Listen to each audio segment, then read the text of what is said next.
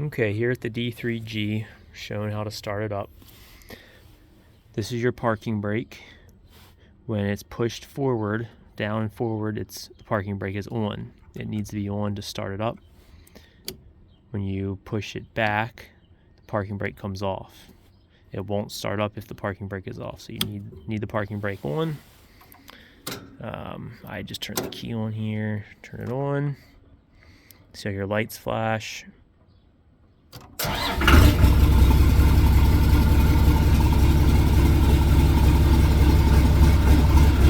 Park brake can go off. You'll see the light here go off when I take it off.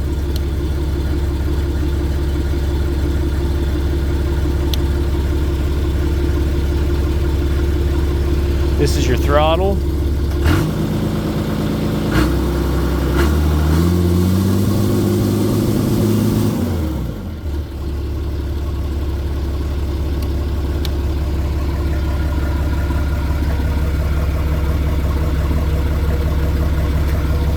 This is your controls for the blade.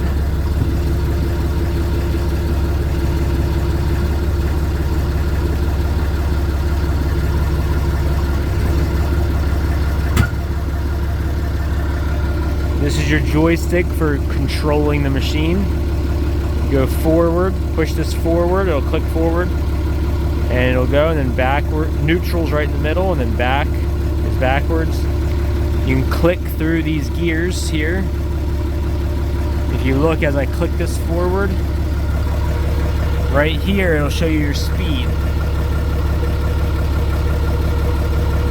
So the more you click this forward or to the right, the higher speed you go.